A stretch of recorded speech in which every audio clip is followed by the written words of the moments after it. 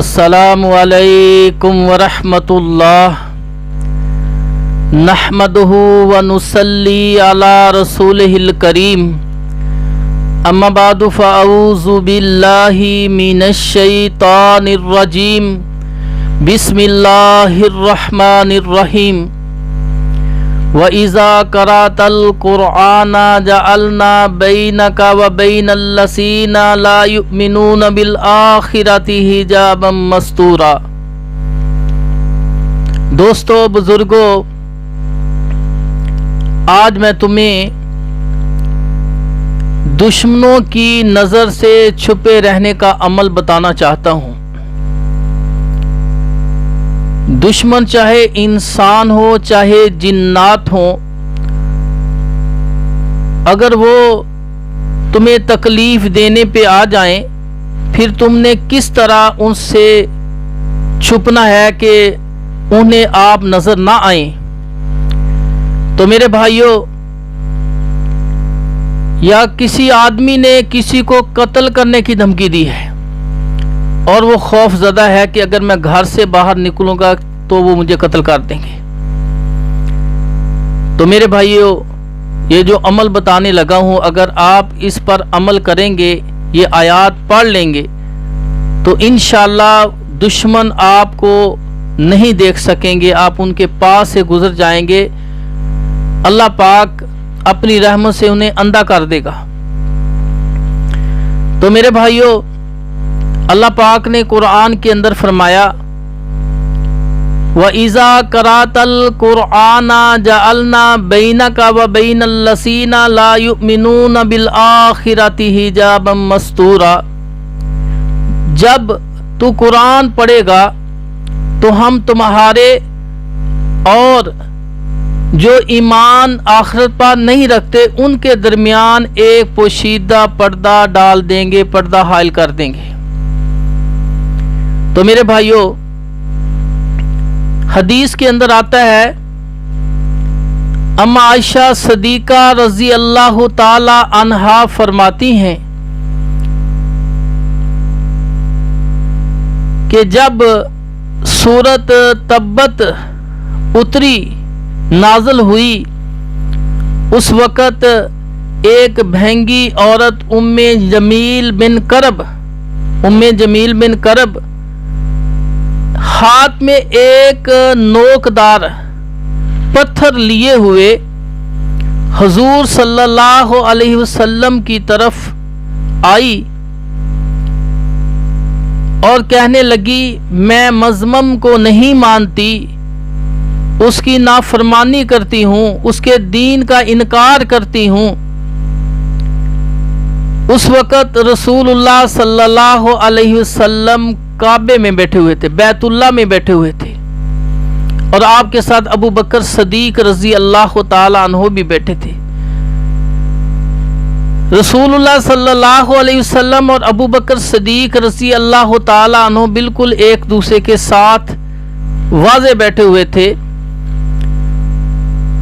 तो जब वो ये बोलती हुई रसूलुल्लाह सल्लल्लाहु अलैहि वसल्लम अबू बकर की तरफ आई, तो दूर से अबू बकर सिद्दीक रज़ी अल्लाह ताला अन्हो ने देख कर कहा,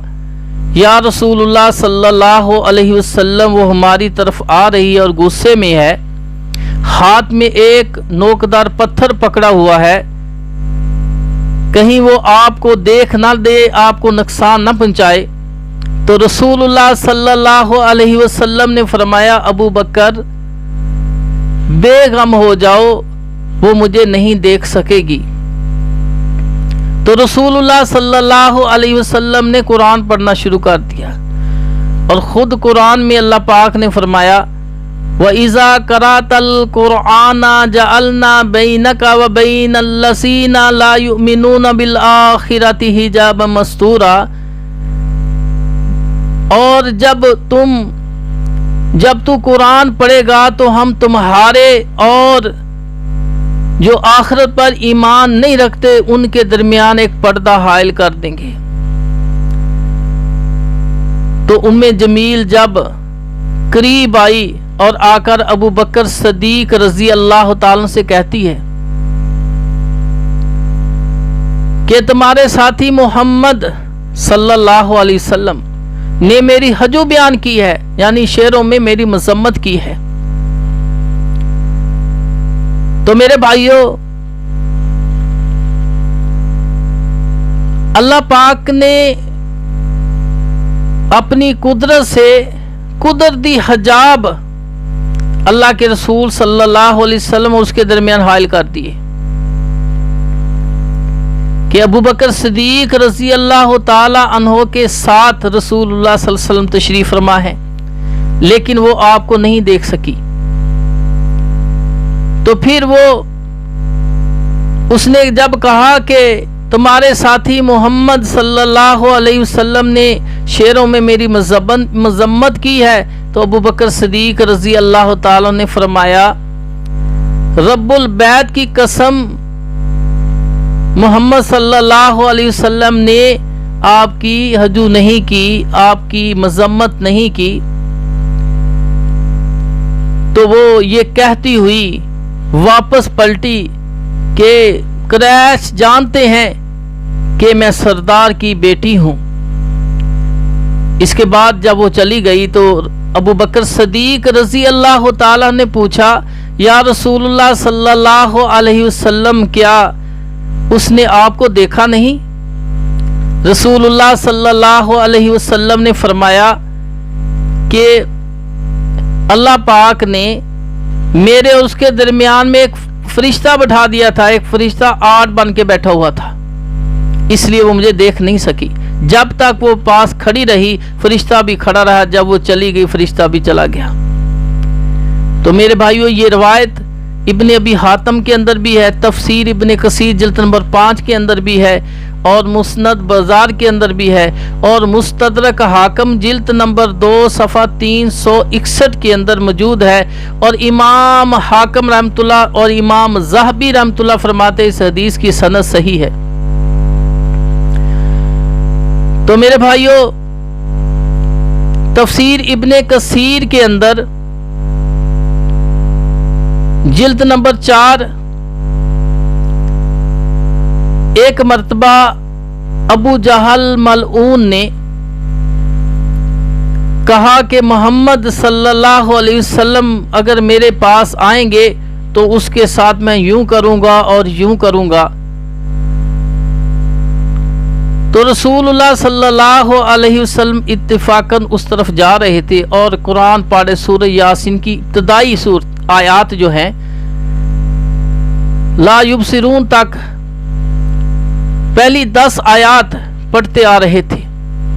جب قریب آئے تو ابو جہل نے جن اپنے ساتھیوں کے سامنے یہ کہا تھا کہ محمد صلی اللہ علیہ وسلم کو جب میں دیکھ لوں گا، جب ہمارے پاس ہے تو اس کے ساتھ یوں کروں گا اور یوں کروں گا، تو انہوں نے کہا یہ ہے محمد، آ گئے ہیں۔ تو اللہ کے رسول صلی اللہ علیہ وسلم اس کے پاس آ کے کھڑے ہو گئے، اور وہ کہہ رہے ہیں کہ یہ محمد صلی اللہ علیہ وسلم آ گئے ہیں۔ وہ کہتا ہے، وہ پوچھتا ہے کہاں ہیں کہاں ہیں، یعنی رسول اللہ صلی اللہ علیہ وسلم ابو جہل کو نظر نہیں آ رہے۔ تو میرے بھائیو، اسی طرح تفسیر ابن کثیر کی جلد نمبر 4 میں ایک مرتبہ ابو جہل ملعون نے مجمع میں کہا کہ محمد صلی اللہ علیہ وسلم، محمد عربی جو ہیں، وہ کہتے ہیں کہ جو میری تابعداری کرے گا وہ بادشاہ بن جائے گا اور آخرت میں جنت میں چلا جائے گا، اور اگر اس نے میری تابعداری نہ کی جس نے، تو وہ اس دنیا میں ذل و رسوا ہوگا اور آخرت میں دردناک عذابوں میں مبتلا ہو جائے گا۔ تو ابو جہل ملعون نے کہا کہ آج ہم انہیں چھوڑیں گے نہیں۔ تو انہوں نے اپنے ساتھیوں کو ساتھ لیا، رسول اللہ صلی اللہ علیہ وسلم کے گھر کو گھیرا ڈال لیا۔ تو رسول اللہ صلی اللہ علیہ وسلم گھر سے ان آیات کو پڑھتے ہوئے، سورہ یاسین کی ابتدائی آیات کو پڑھتے ہوئے، اپنے ہاتھ میں کچھ مٹی خاک لی اور ان کے سروں پر ڈالتے ان کے پاس سے گزر گئے۔ اللہ پاک نے ان سب کو اندھا کر دیا۔ کچھ دیر کے بعد ایک شخص اپنے گھر سے نکلا، اس نے کہا بھائی ابو جہل کیسے کھڑے ہو؟ کہا محمد صلی اللہ علیہ وسلم کے گھر کو گھیرے میں ڈالا ہوا ہے، اس لیے کہ آج ہم اس کو زندہ نہیں چھوڑیں گے۔ تو وہ کہنے لگا واہ واہ، رسول اللہ صلی اللہ علیہ وسلم تو ابھی آپ کے پاس سے گزر کے گئے ہیں اور آپ کے سروں پر خاک ڈال کے گئے ہیں، اگر یقین نہیں تو اپنے سروں کو جھاڑ کے دیکھ لو۔ تو انہوں نے اپنے سر کے بالوں کو جھاڑا تو اس میں سے خاک اڑتی دکھائی دی۔ تو میرے بھائیو، رسول اللہ صلی اللہ علیہ وسلم نے سورہ یاسین کی ابتدائی آیات پڑھی، اور ان آیات میں سب سے اہم آیت جو ہے آیت نمبر 9 ہے، وَجَعَلْنَا مِن بَيْنِ أَيْدِيهِمْ سَدًّا وَمِنْ خَلْفِهِمْ سَدًّا فَأَغْشَيْنَاهُمْ فَهُمْ لَا يُبْصِرُونَ۔ تو میرے بھائیو، اسی طرح حضرت کعب رضی اللہ تعالیٰ عنہ فرماتے ہیں کہ رسول اللہ صلی اللہ علیہ وسلم جب چاہتے کہ مشرکین آپ کو نہ دیکھ سکیں تو آپ ان 3 آیات کو پڑھتے تھے۔ پہلی آیت سورۃ کہف کی آیت نمبر 57 ہے، اِنَّا جَعَلْنَا عَلَىٰ قُلُوبِهِمْ أَكِنَّةً أَن يَفْقَهُوهُ وَفِي آذَانِهِمْ وَقْرًا، ایک آیت یہ پڑھتے۔ دوسری آیت سورہ نحل کی آیت نمبر 108 پڑھتے، اولئک الذین طبع اللہ علی قلوبہم وسمعہم وابصارہم واولئک هم الغافلون، دوسری آیت یہ پڑھتے۔ اور تیسری آیت سورۃ الجاثیہ آیت نمبر 23 پڑھتے، افرأیت من اتخذ الہہ ہوا وَأَزَلَّهُ اللَّهُ عَلَى عِلْمِ وَخَتَمَ عَلَى سَمْعِهِ وَقَلْبِهِ وَجَعَلَ عَلَى بَصَرِهِ غِشَاوَةً۔ تو سورۃ الغاشیہ کا آیت نمبر 23 پڑھتے۔ حضرت کعب رضی اللہ تعالیٰ فرماتے ہیں جب رسول اللہ صلی اللہ علیہ وسلم چاہتے کہ مشرکین مکہ، مشرکین آپ کو نہ دیکھ سکے تو ان آیات کو پڑھتے تھے۔ تو سورت یہ تفسیر قرطبی کی جلد نمبر 5 صفحہ نمبر 146 میں ہے۔ تو میرے بھائیو، امام قرطبی رحمۃ اللہ تفسیر قرطبی جلد نمبر 5 صفحہ نمبر 196 میں لکھتے ہیں کہ حضرت کعب رضی اللہ تعالیٰ عنہ فرماتے ہیں کہ رسول اللہ صلی اللہ علیہ وسلم کا یہ جو معاملہ ہے، یہ جو عمل ہے، نقصہ ہے، میں نے ملک شام کے ایک شخص کو بیان کیا، تو جو کہ کسی ضرورت کی وجہ سے رومیوں کے ملک میں جانا چاہتا تھا، کفار کے ملک میں، تو جب وہ گیا تو کچھ عرصہ، کچھ زمانہ وہاں رہا، تو رومیوں نے اسے ستایا۔ جب وہاں سے وہ جان چھڑانے کے وہاں سے بھاگا تو انہوں نے اس کا تعاقب کیا۔ کہتا ہے کہ دشمن میرے پیچھے لگے ہوئے ہیں، تو اچانک مجھے یہ روایت یاد آ گئی حضرت کعب رضی اللہ تعالیٰ عنہ والی، تو میں نے ان 3 آیات کو پڑھا۔ 3 آیات پڑھ کر، کھلا میدان ہے، میں وہاں ایک جگہ بیٹھ گیا پڑھ کے، دشمن میرے پاس سے گزرے، گھڑ سوار میرے پاس سے گزرے، پھر واپس آئے تو کہنے لگے یہ نہ جانے کوئی، لگتا ہے کوئی شیطان تھا، نہ جانے کہاں چلا گیا، کہ جانی وہ آپ کے پاس سے گزرے، اللہ پاک نے ان آیات کی وجہ سے ان کو اندھا کر دیا، وہ اس کو آیات پڑھنے والے کو دیکھ نہ سکے۔ اسی طرح امام قرطبی رحمۃ اللہ تفسیر قرطبی جلد 5 صفحہ 196 لکھتے ہیں کہ امام سالبی رحمۃ اللہ علیہ فرماتے ہیں کہ حضرت کعب رضی اللہ تعالی عنہ والی جو روایت ہے، میں نے ایک رے شہر کے رہنے والے ایک شخص کو سنائی، تو کہتا ہے کہ میں سفر پر گیا تو دیلم کے کفار نے مجھے گرفتار کر لیا،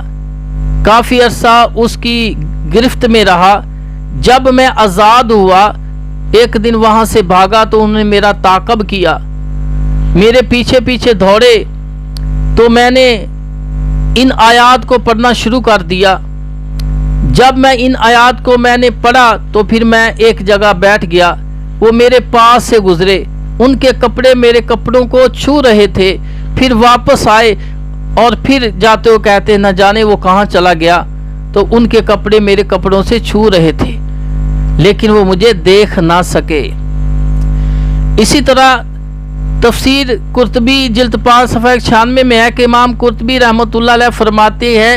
کہ میں خود اپنے ملک اندلس میں میرے ساتھ یہ معاملہ پیش آیا کہ قلعہ منشور میں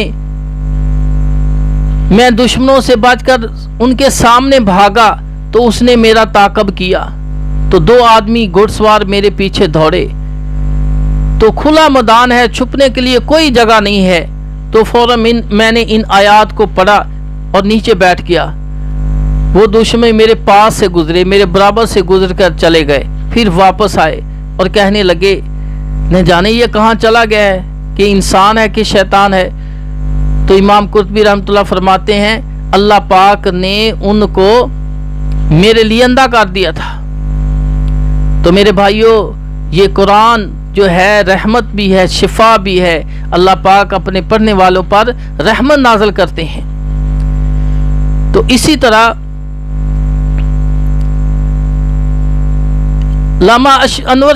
علامہ